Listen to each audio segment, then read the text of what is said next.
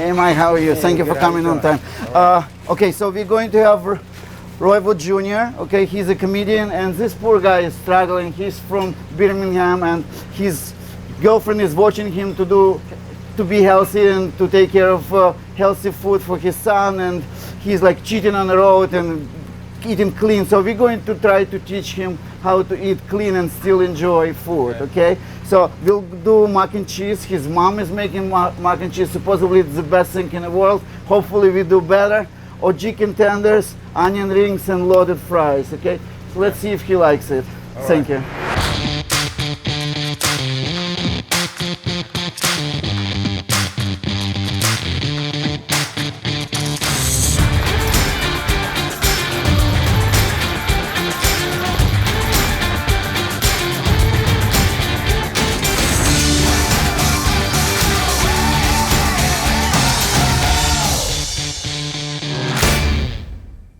Good morning from the Lower East Side of Manhattan. I'm Eddie Brill. We're here at the Organic Grill, OG Talk, OG for Organic Grill. Sorry, Roy. Our friend Vlad Grinberg here is the host, and my friend and a comic and actor, an old friend, Roy Wood Jr. Glad to have you this morning. So this is not the original gangster talk. This is Organic Grill. No, I mean a lot of people looking for this show will click on the original gangster stuff, and they won't see us. But if you're seeing us now, you definitely clicked the wrong button or the right button, and that's how that goes. So we've been doing the show. It's a lot of fun, and it's a place, as you can see, it's a tinier restaurant here in the East Village where a bunch of people come to eat really healthy. Have you ever been a vegan restaurant guy? Have you ever been to one and eaten this kind of? Only when I'm hanging with Neil Brennan. Right. Anytime I go out to eat with Neil, I know we're going vegan. But Neil has a way of picking the good vegan stuff that isn't part of the vegan is disgusting stereotype. Right. So when I'm out with Neil, we went to a vegan spot in L.A.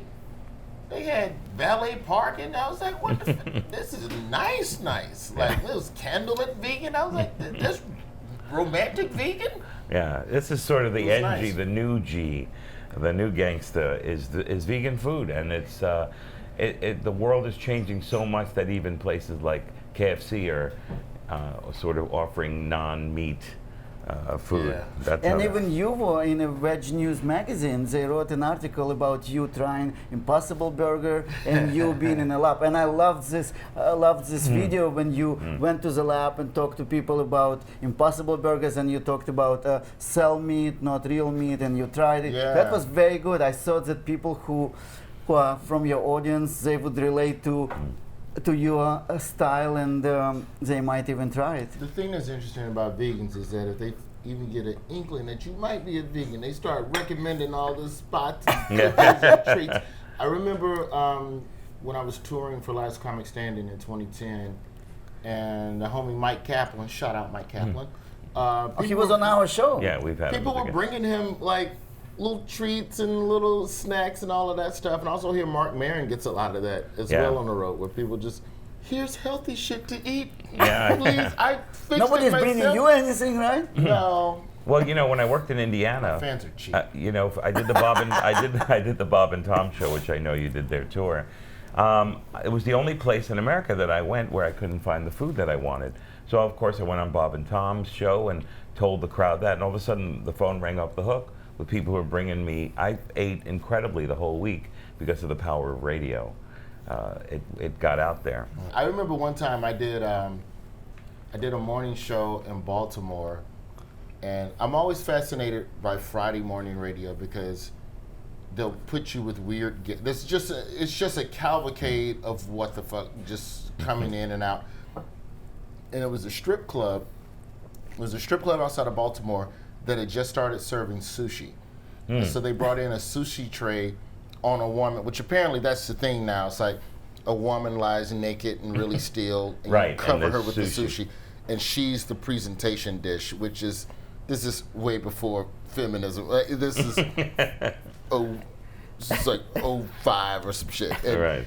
And it's just a naked woman covered in sushi just in the radio station. for 3 hours, just laying like this, and I'm like, okay, this is not how I want. It's like the game Operation in a sense, but the stuff is on the outside. Yeah, it was interesting. It just maybe it works overseas, but it didn't work that morning in that radio station. Yeah, well, they don't bring lobster fra diavolo to morning radio. No, not in the least. That never works.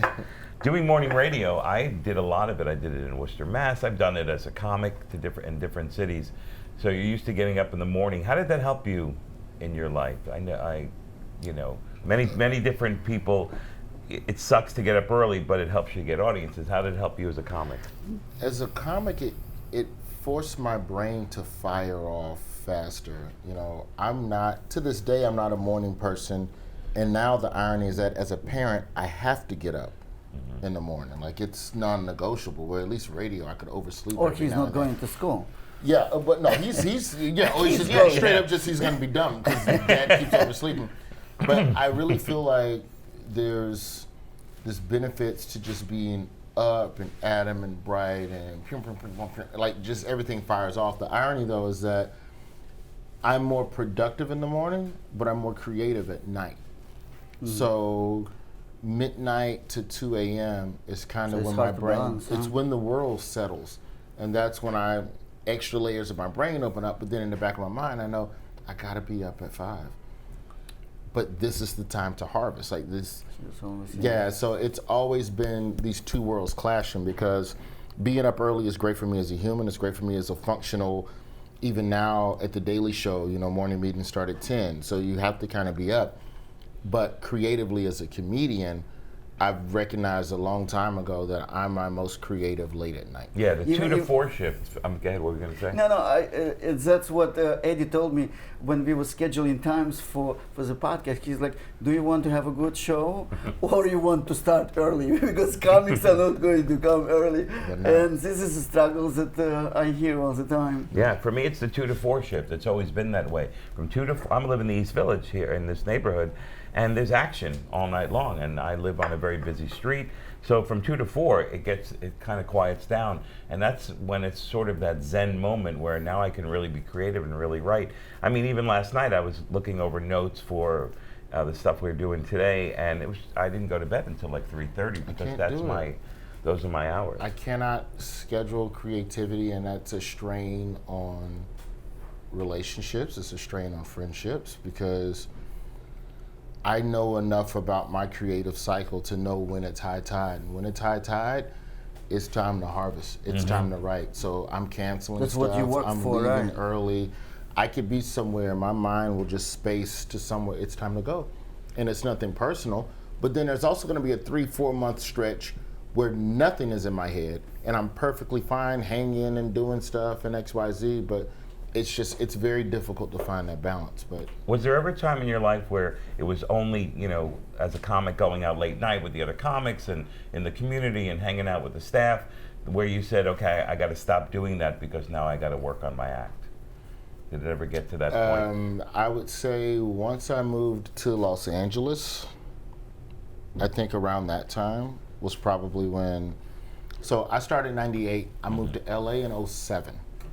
So I had 9 years on the road, and in those 9 years, from when I was 19, when I started at 19 to late 20s, that was when I was really acting crazy and doing whiskey shots and just lemon drops. I remember. Yeah, and what would happen is that I started realizing that I enjoyed work more than I enjoyed partying, and it was taking a toll during the day. So my first website that I ever had, I designed myself using Microsoft Front Page. Shout out Microsoft Front Page. Terrible app. But in 2002 or 2001, that was all we had in the world. Yes. So I would spend the entire day building my website, and then at night by yourself. I couldn't stay out of it because I couldn't afford a web designer. Wow. And this is like we're right on the turn of Y2K, so everything digital is becoming very pricey. Web designers, it's the it's Wild gonna West. fail, right? It's $300. I could build your website for $300. Well, I need $15,000. So it's like, fuck both of you. I'm gonna build it myself. So that started the process of self-reliance, and the more you matriculate in this game, the more you have to do things yourself because I wanted to learn this stuff. And that's when it started impeding. I can't be up till 4 in the morning drinking and acting a donkey because I got to go and learn this video editing, or I have to go and learn this camera because I just bought a camera because I want to shoot some things and I want to edit, and I'm going to learn Adobe Illustrator, so I'm going to play with that all day. So once I moved to LA and really started headlining on a regular basis, that's when shit got real. Yeah, because there's a lot of comics who'll just do the same material for years and years, and the rest of the time on the road is all about the road and the irresponsibility that comes along with that. I never wanted, because the thing that I think comedians forget is that as you grow, the less you work initially. Mm-hmm. It's like the only thing I can compare it to is baseball, where you may be a starter in AA and then you get promoted to AAA, but you play less. Because there's more people. I never thought of this. Oh, wow. There's more people that are better than you. But you're at AAA. Yeah. Good news. You're getting called up to the pros. First thing you do when you get called up to the pros is ride the bench for a little bit, and they pepper you in. I'm a headliner, but I'm not playing as many cities because not as many cities will headline me. So what do I need to do to get more cities to work me? Okay, I got to work on my social media presence. I got to write new material. I got to figure out a 5-minute set to get on Conan or Letterman or whatever. So I gotta work, man. I gotta go home and watch tape from last night because I'm trying to tweak this. Come on, man, shots. We're doing shots. No. Yeah, well, before we do the food, because we have the food out now, but one of the greatest moments in my life in comedy that sort of did change my life, and I brought it up to you years ago, so I don't know if you remember this. We worked together in Lexington, Kentucky.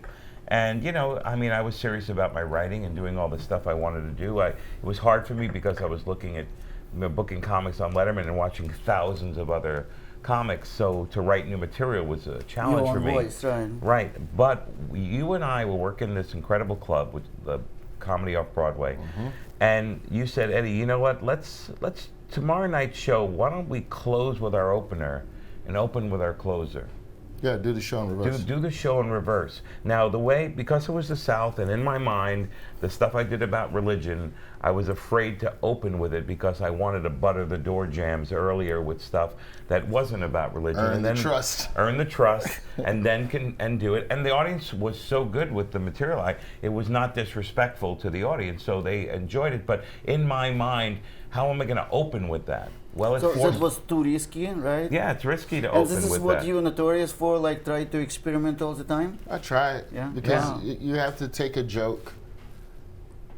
If I can't open with the joke, then to me it's not as good of a joke as I need it to be. That means it's not a joke worth doing, but ideally I would like to open with the joke. Like I opened my 2-hour specials. The first one I opened with a bit that was pro-Confederate flag, and then in my second special, I opened up about police brutality. Let's go. Let's go. Yeah, and that changed my life. That forced me to take chances, and I'll never forget it, and I appreciate that. And for me, I love the work. I love the writing. I write every day now because I love it. So let's take a little break to find out what we have today. I listened to your struggle. Do you like that he quote unquote every time you with your girlfriend, she forces you to be vegan and you want to be healthy for your son, but every time you're on the road, you. That's the only thing. My girl ain't got to worry about me cheating. She got to worry about me eating 5 hamburgers. Not cheating, so but eating. We are trying to show you the food that you might eat and still enjoy. Okay? So I heard of your mom making mac and cheese, and supposedly it's like the best thing in the world. It is. So, so we are going to try to feed you with our version of mac and cheese. Okay, so what we have? Like a fried noodle ball? No, those are quinoa pasta with our own cheese. Okay. That he created, the cheese. We created. This is what we call OG tenders, OGicken tenders, and this is loaded fries, and those are onion rings. These onion rings are ridiculously great. All right, pass one to the OG. All right, so we have priorities. I'm going to take one of these. Vlad, you should take one as well. They're so good. I don't know. Maybe I should leave him more. Yeah. And then we'll put a little cheese on the plate there. See what and these mushroom things are great. Oh, that's yours. Yeah, I'm going to just Put my finger in that, finger on the up. I'm gonna double finger that. That doesn't sound, that's not the kind of podcast we do around here. But maybe eventually that'll make it OG. Let's keep our fingers crossed. Fingers on the pulse of the food that we're eating. All right, so not chicken, but chicken. Because here's my thing about vegan food, if I'm going to be honest. Always. What throws me off about vegan food is that you use meat words so that meat eaters will understand it, but then you never use the word of actually what the fuck it is. And so Those then are oyster mushrooms. Oyster mushrooms. Okay, Yeah. but they look like chicken. Well, That's good. You put some pepper in the bread. Wow, your There's some seasoning in girlfriend the is bread. gonna come. I'll give you a recipe for sure. Yeah. No, don't give it a recipe. Let's come down here and eat it. that is a good point. Don't is give that away the recipe. You know what I really liked when I was watching your beats? You said something about you failing on Arsenio and how you were really upset about jokes Star not working Search. well. Oh, yeah. Working well. And you said something at the end, what Arsenio told you, that you always remember that people forget. People forget a bad joke. They'll never forget a bad attitude.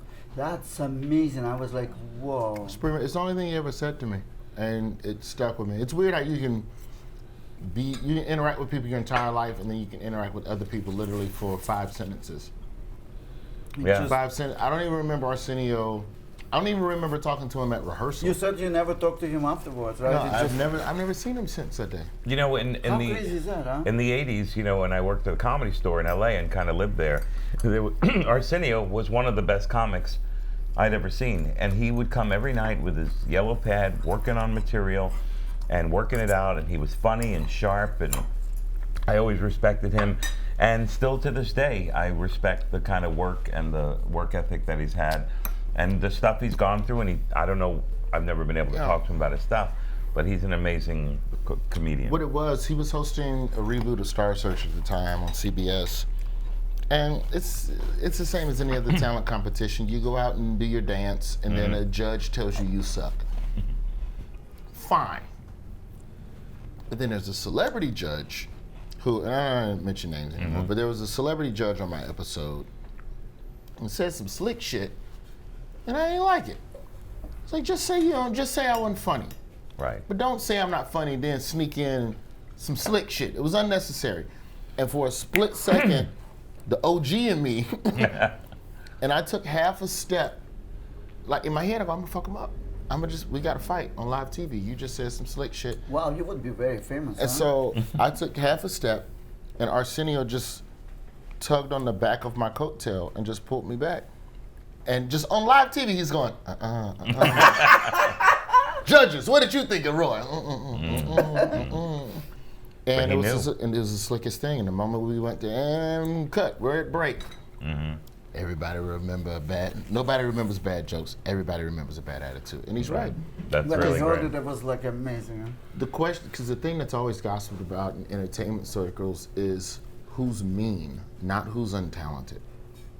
You can get talented. Yeah, and there are talented people who are famous, and untalented people are famous, and famous people are not talented. But that's not the point. You know, we want everyone to do well. We want our peers to do well. I have friends that I might not be a huge fan of their material or the way they go about, doing their comedy. But I'm happy for them and rooting for them because they're in the game.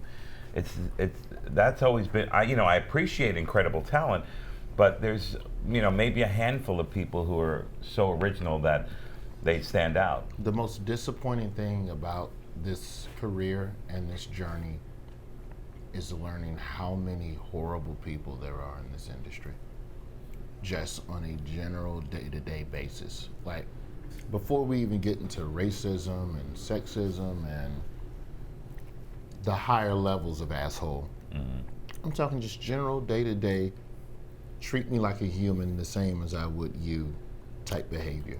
And the fact that those people are so talented that if you told the world, nobody would believe you. They'd call you crazy. And that's the thing that it's fucking maddening. Don't you think that's in every profession? That there's a bunch of lawyers and there's the one. No, I mean, I guess I got a couple badges in my family, and they'll be the first to tell you that, yeah, there's a couple cops on this force that probably don't do this job the right way. But then if they told anybody, nobody would believe it, you know. So there's always going to be bad apples, but it's bad apples that are put on a pedestal, and I think that's the difference in entertainment versus other professions. How crazy is that you professions. can ruin perfectly wonderful act or wonderful person with just one freaking word, right?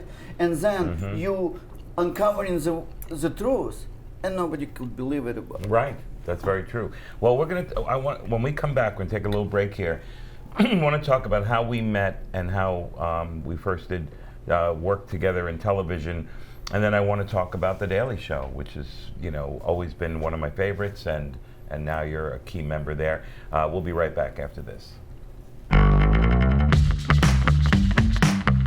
Hi everyone, I'm Heather Marie Baker, and this is OGicken, the game show on the OG Talk where we test you on your vegetable knowledge in a organic, we just met and you might win kind of way. I'm here with Ted. How are you, Ted? I'm good, thanks. How are you? I am great, thank you so much. Ted, I'm from the Garden State. It's known for its bountiful produce and strip malls, Okay. right? So I've come to the Big Apple, and I want to see if you know a little bit about your vegetables. Oh boy, all Are right. you ready? All right, it's a simple game. Whatever will be. It is called Peg That Produce. Okay. Okay, so you have 3 vegetables that you just have to name. All right, real quick, I show you a vegetable, you give me the name. Okay. All right, are you ready to play Peg That Produce, Ted? I am ready. All right, let's go for the first vegetable. All right. That is a Brussels sprout. Whoa, that was quick, Ted. Yes. I think we have a vegetable genius on our hands here. That is correct. I like These are Brussels vegetables. sprouts. Do you like Brussels sprouts? I do like Brussels sprouts. Well, a lot. not a lot of people do. You know, it's a genetic thing. People don't like Brussels sprouts. Oh, I've Yeah, loved them so since I was a child. So yeah, me too. We have that in common. All right, we got our next vegetable. Are you ready? I'm ready. Here we Putting go. my vegetable cap on. That is a leek. Ooh, you got it. Leek, absolutely right. You know what leeks are good for? They're actually good for cataracts. Oh, I You know have what a they're? cataract, You in fact. well, you should be eating more leeks. You know what they're also good for? Plumbers. Oh, yeah. All right, we got that was a joke there, Ted. All right, Ted, we have our last vegetable here. Okay, Are you let's do it. ready? Do you think you know all the vegetables? I am trying very hard to think of all the vegetables All I right, can. here we go. right. Ready and That is a celery root. whoa! You fantastic. I That is a love celery celery root. That is. Do you know this is a celery root? You already know that. It's called a celeriac. Okay. Which is, you know, not a scary pharmaceutical drug. It's actually really delicious farm-produced grub, celery root. You Yeah, got that, I love Ted. mixing it with my potatoes. It makes the potatoes taste great. You know, I had a feeling you knew how to cook. You know your vegetables real well, Ted. definitely. Yo, congratulations. Thank You you. just won Peg That Produce on Thanks, I'm so OGicken. excited. All right, now we are going to give you a $25 gift certificate to the Organic Grill. Have you ever been there? I have not been there actually. I live around the corner and I've never been there. Well, now you have the perfect excuse to go there. You have $25. You just have to read one thing for me into the camera. Tell the viewers at home. My name is Ted and I know my vegetables a little too well. That is right, he does. My name is Heather Marie Baker. This has been OGicken. Back to you guys. Welcome back, everybody. We're here at the Organic Grill with my friend Vlad Grinberg and the great Roy Wood Jr. You know, you know what's interesting, Roy Wood Jr. That you use that in the name. Who's Roy Wood Sr.? And your son is Henry, so you stopped the train.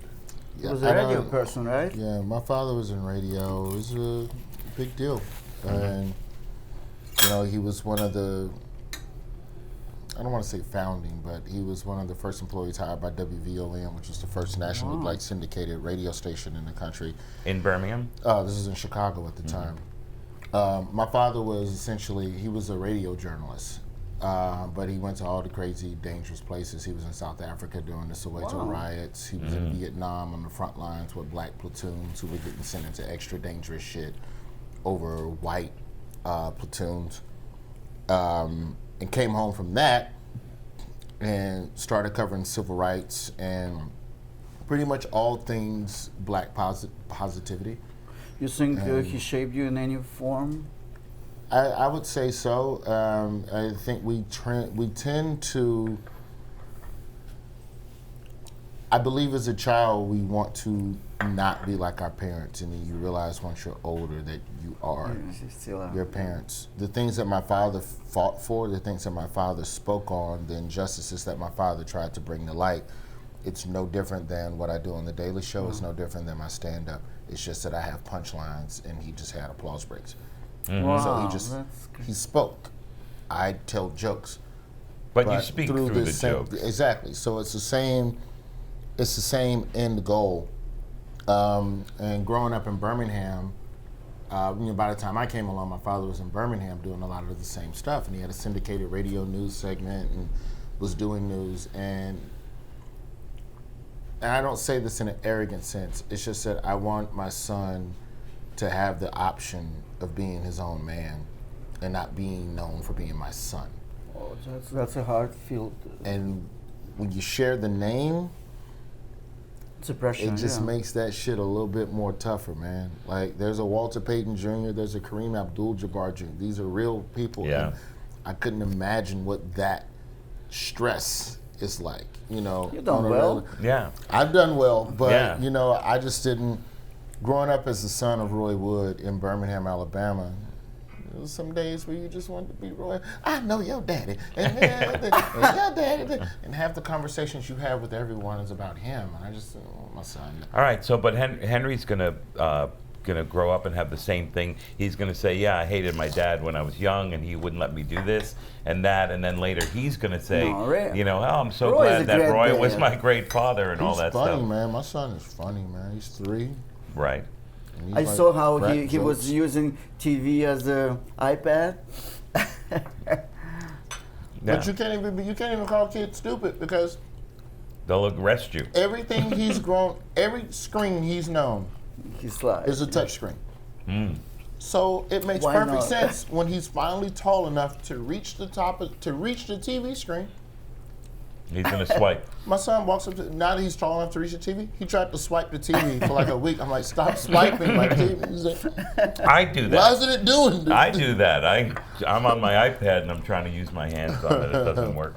I was at the Montreal Comedy Festival. I forgot what year. You'll 2006. Remember. 2006. And I saw 2 comics out of the thousands of comics. One was Tommy Johnigan and one was Roy Wood Jr. And I said, these 2 people are the most original, most decent, smartest comics I've seen in ages. 2 months later, you were on The Late Show with David Letterman. With Pete Rose was one of the guests on the show. What a curmudgeon. Oh my God. What a fucking curmudgeon in the green room, Pete Rose. How was that for you? I mean, you're a huge baseball fan. There's Pete Rose. I learned a long time ago, man. I don't talk to nobody no more. I don't talk to these famous people. Like, smile from across the room.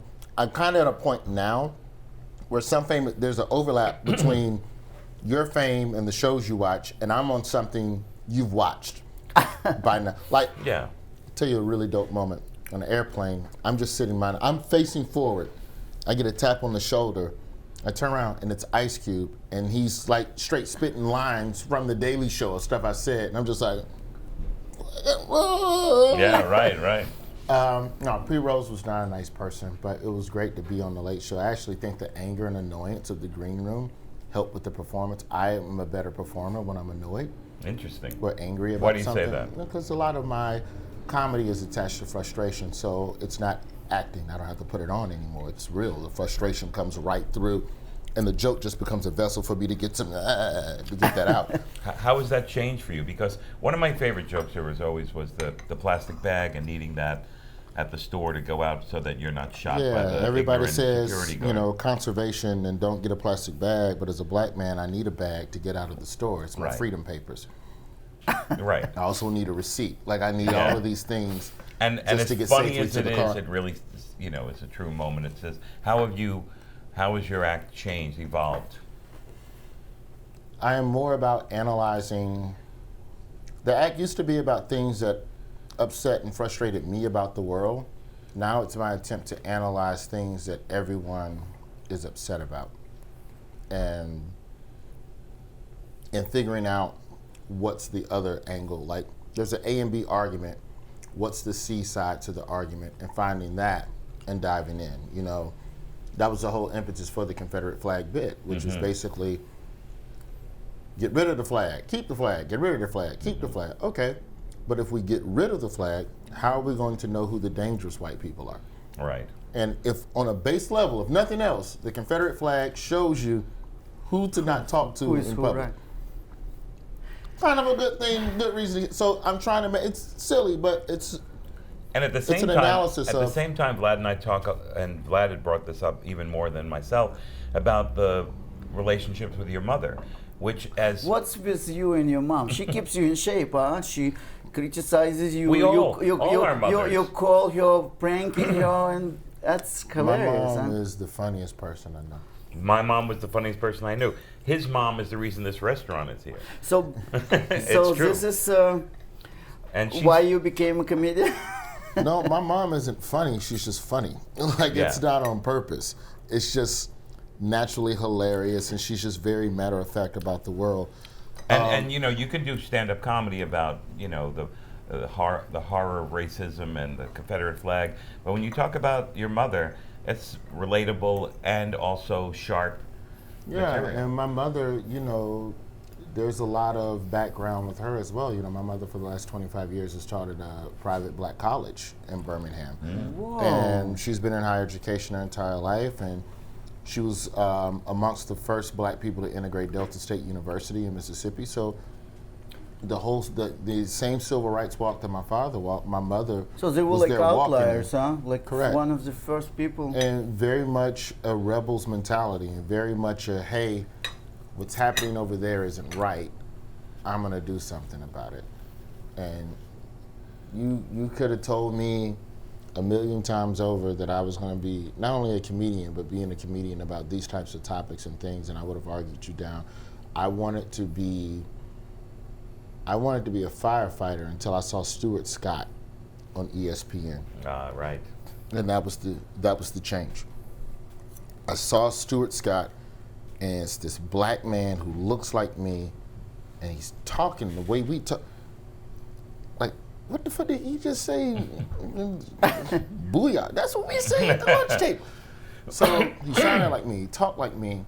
I go, well, what do I need to major in to do that shit? Journalism? And I think I'm gonna go into journalism. Oh, you gonna be just like your daddy? Shut the fuck up. No, I'm gonna be like Stuart Scott.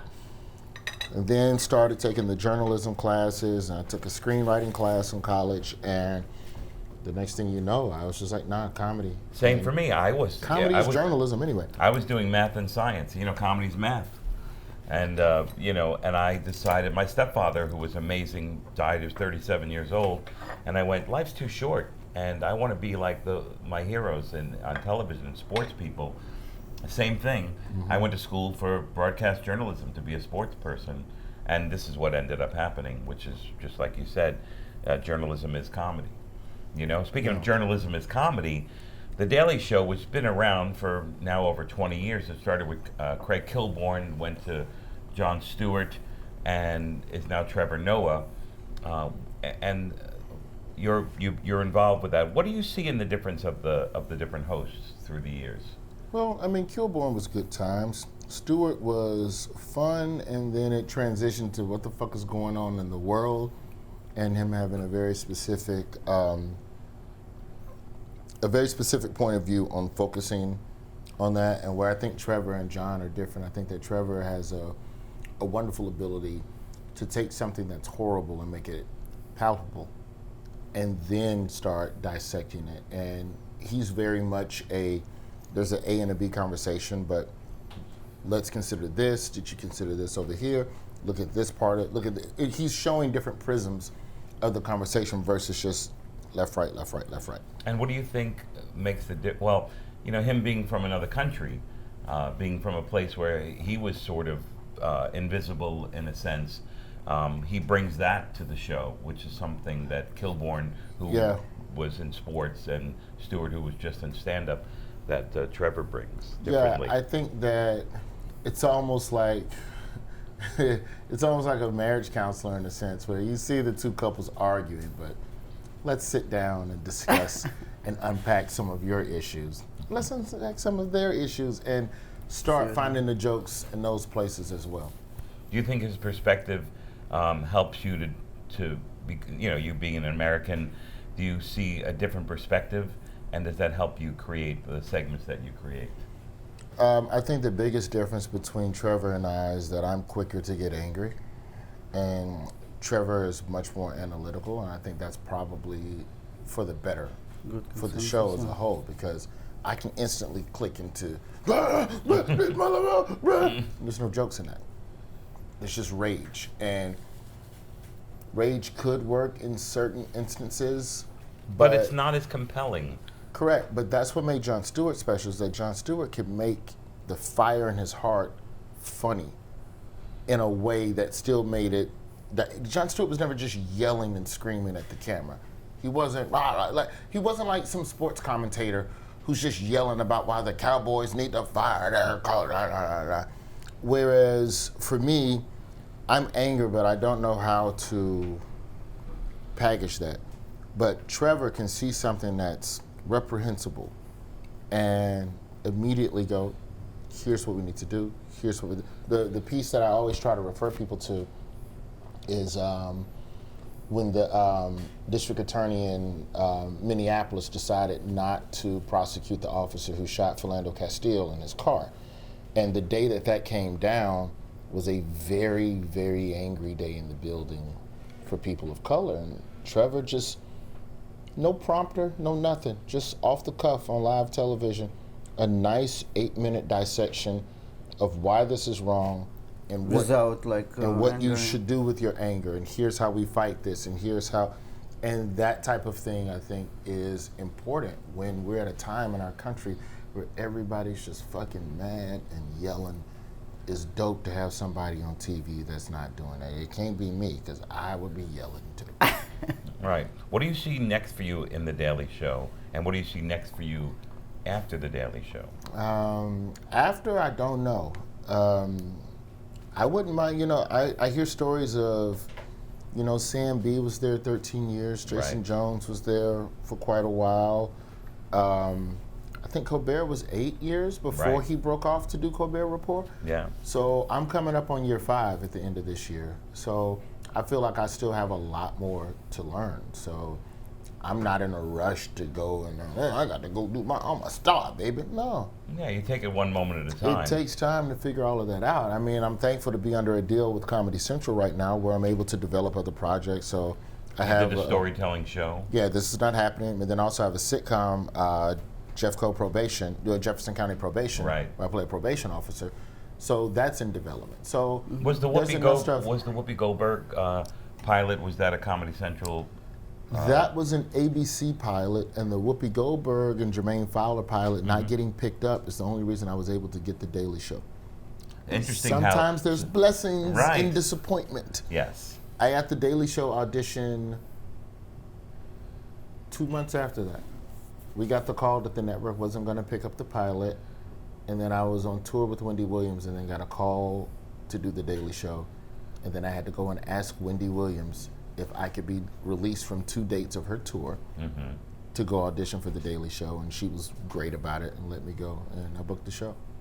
That's fantastic. For me, I'm so thankful that you've helped me in so many ways, and you've helped a lot of comics in so many ways, but also just by being an example. And that's why I really wanted you to come here, and I'm glad you wore your Cubs outfit, because I figured why not. Yeah, the interesting thing is we've known each other longer than well before the Cubs won the World Series, and well before the Houston Astros used garbage pails to let people. What do you think? This is this is a topic that's not. What do you think about Beltran continuing as the manager for the Mets? He was a player when it happened. Yeah. If you're going to suspend Beltran, you have to suspend all players that took part in the cheating.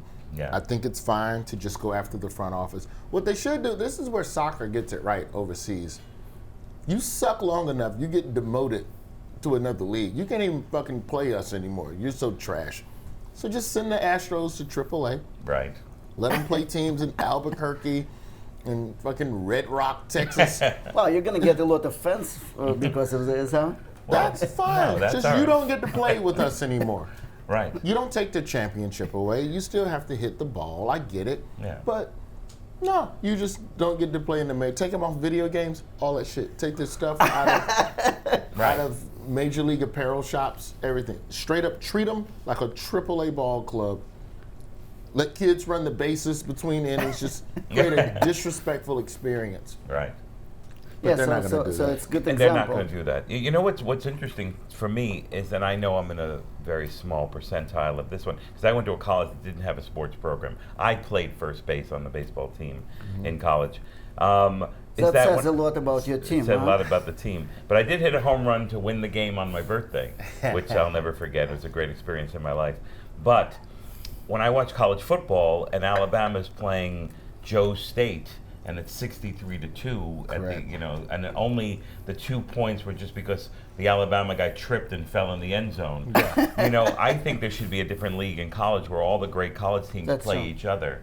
And Oh, so you're asking for an even bigger tiered league? Because right now they technically have that.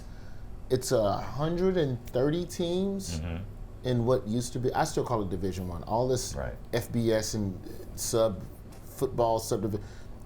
I think Division One is 130, and then Division Two is everyone else. But I Right. think what you're saying is we need a 30-team super league. like with these you 30 mentioned in teams- Europe in soccer, you have Yeah. the different leagues, and if your team starts to suck or you go down to the other one, you got to play up to That's that his point. that league. Yeah, I like. I Yeah. like that plan. Yeah. Wow, Yeah. you should apply for bigger position in the Yeah. sport. I like being the host here at OG. Who we want to give any shout outs? All right, so I want to give shout outs to We're old white men and we're giving shout outs. Just so I wanted to show you. your mom Joyce. Okay, Yes. I heard a couple of jokes that you made about her not really meeting Rod Stewart. So I do believe that you did meet Rod Stewart and She didn't meet TGI Rod Friday, Stewart. and She also didn't meet Rod Stewart in no she TGI doesn't. Friday. But I also have a request. From what I heard, he thinks that he's not even top 5 in your list of comedians. So please include him in top 5. Who's not your gonna mom? happen. Who's your mom's favorite comedian? Ron White, Wanda Sykes, Chris Rock, Cat Williams. Fuck, who's the Eddie fifth Brill. one? So she should No. eliminate someone and put you on. Is it Seth the Entertainer? Sometimes it's Seth the Entertainer, and sometimes it's Jeff Foxworthy. It oscillates. So you She's think a you have a Southern chance? woman, You so she think you likes have a chance or Southern- no? You have to move to that upper tier No. in your mom's heart. I do know out of that list, this is so petty, out of that list, Chris Rock is her 5th favorite Yeah. because he walks too much. That's it. Yeah, that's He need to interesting. stand still. Mama, you watch all them Baptist preachers and all they do is walk around the stage. They're all gunslingers. Yeah. So you gave up on this? You'll never be in top 5? I'm okay with that. I'm her number 1 son. There you go. That's That works out good. Any other shout outs to our friends in the veg world?